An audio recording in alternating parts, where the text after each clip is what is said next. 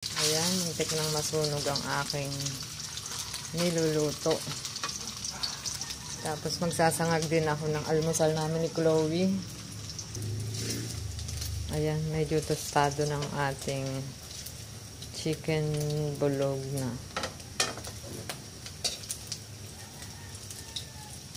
Medyo natutong-tutong. Ito na nga lang ang aming ulam. Wala na kaming itlog.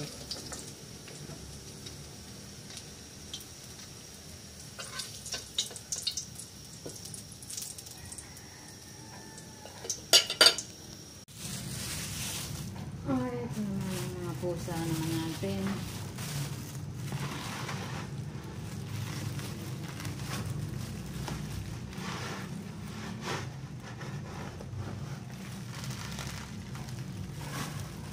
Gusto mo mo.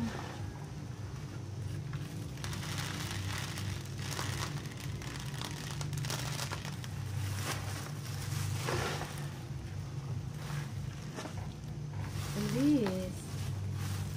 Kung kailan nagdadakot-takot saka naman papasok itong bruhang ito.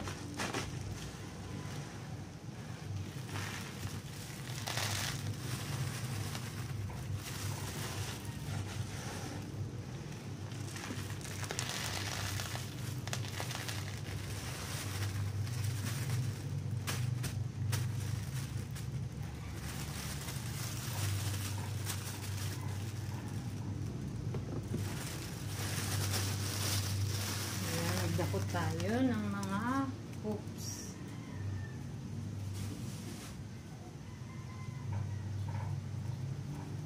Ay, gusto. Wait lang.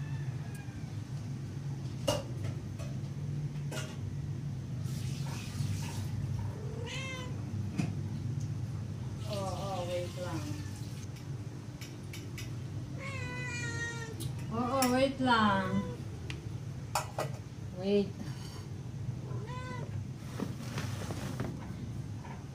Wait lang at lalagyan ko na. Ito pala guys ay kanilang inumin. Unique vet ito. Unique vet. Excuse me muna. Ito ang iniinom nila tuwing umaga. Wait lang, wait. Ayan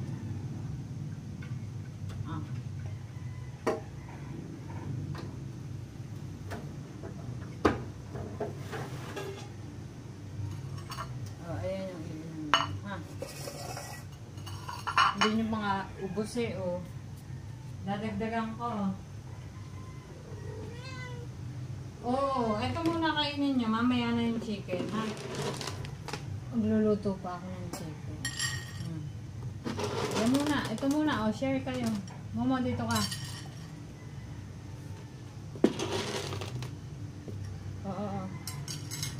Yan. Busog ka pa ba, Momo? Ba't di ka kumain?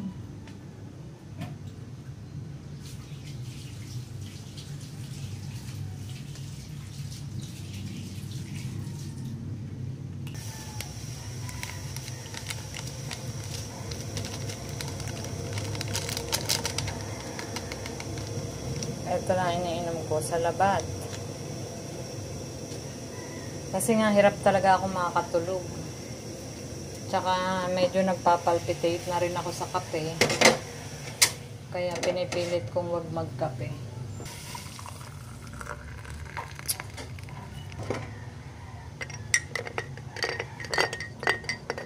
Yan. Ako naman ang kakain ngayon kasi si Chloe ay nauna na. Ayan, kain tayo, almusal. Ayan guys. Tayo mag-almusal. Yung panganay ko ayaw niya talagang hindi kita ang ating face.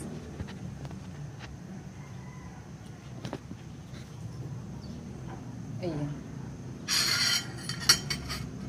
Ayaw makakain ng kanin. Palibasa yung aking panganay idalaga na.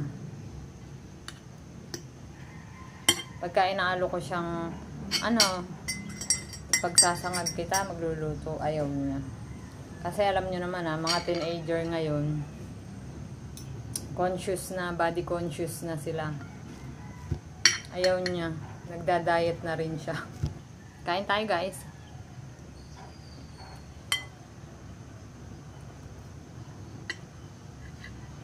Marami din namang mga health benefits ang salabat.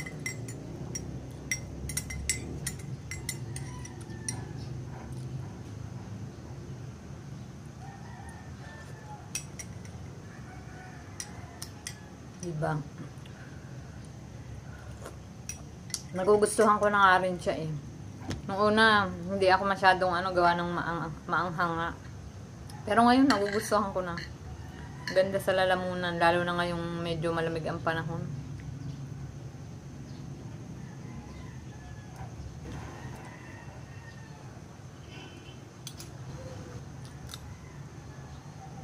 Kung tutuusin, napaka-boring talaga ng buhay ko. Mula nung pinanganak ko yung bunso ko.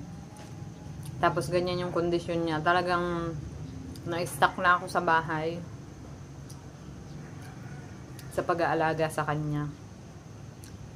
Kaya good thing din yung pagkuha namin ng pusa. Naaaliw ako kahit papano. Kasi dumadating sa point na nabubugnot ako. Parang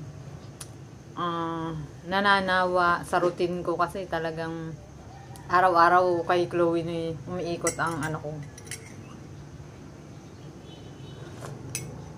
Kaya ang laking tulong sa akin ng mga pusa namin.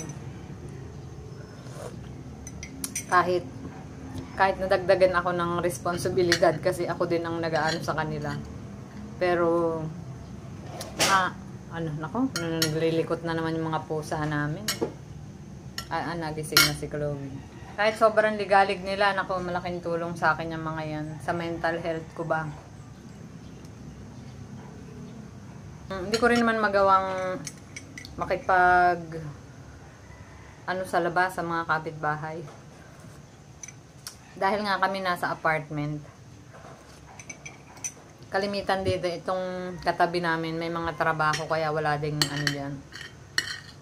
Walang mga tao lagi, mga nasa trabaho. Hindi rin ang kinakain ko. Wala kasi kaming ketchup.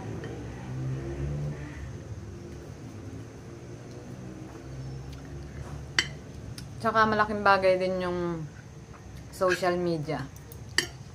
May napagkakaabalahan akong iba. Pagkatapos ko na yung obligasyon ko kay Chloe, napakain na siya, napalitan ng diaper, napainom ko ng kompleto yung gamot niya. Ayun. May napaglilibangan ako. At saka yung paggagawa ng video tulad ngayon. Diba? At least may nakakausap ako kahit sa camera. Kasi madalas ang kasama ko lang si Chloe tsaka yung mga pusa.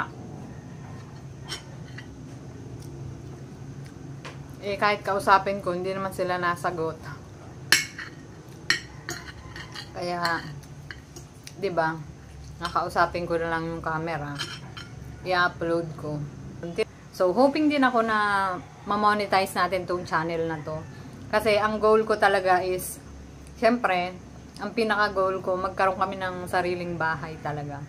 Kasi, sa mga hindi po nakakaalam, kami ay ilang dekada nang nangungupahan.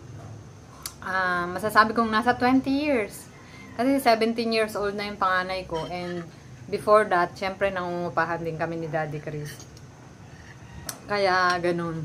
Kaya yun ang goal ko kung sakaling pala rin tayo dito sa 'Di ba? Malay mo naman, hindi natin alam ang plano ng Diyos. So, matinding pananalig tsaka pagsisikap.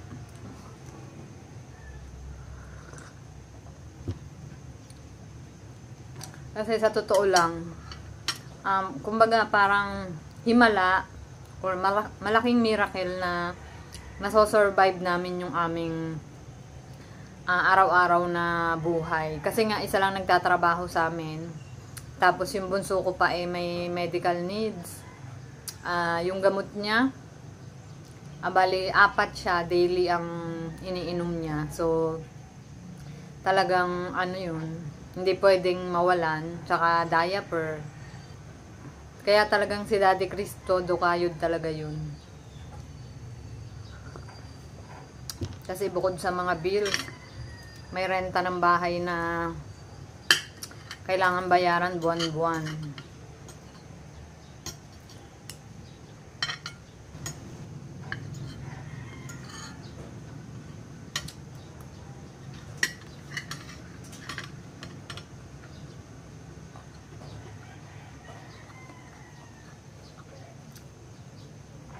Hindi maayos ang aking camera.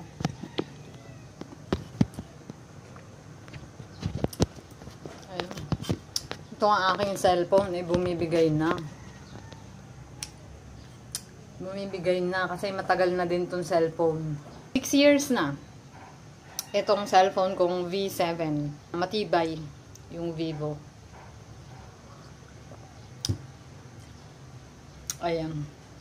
Sabi ko sa asawa ko siguro time na para mag-upgrade kasi nga lagi na full memory, ang hirap mag video tapos pag i-edit mo na full memory. Ayun. Ang sarap sa lalamunan nitong salabat.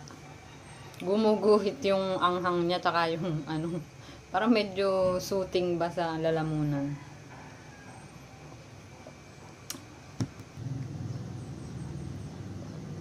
So yun lang guys. Medyo napahaba itong ating kwentuhan sa almusal. Malamang ito i-upload ko na agad. Hindi pwedeng dagdagan pa kasi mahaba na. So, thank you ulit sa mga nanonood. Thank you so much. Siyempre, hindi ko rin akalain sa 1,000k subscriber ko. May manunood talaga. At kalimitan dyan, mga new subscribers. So, thank you so much po.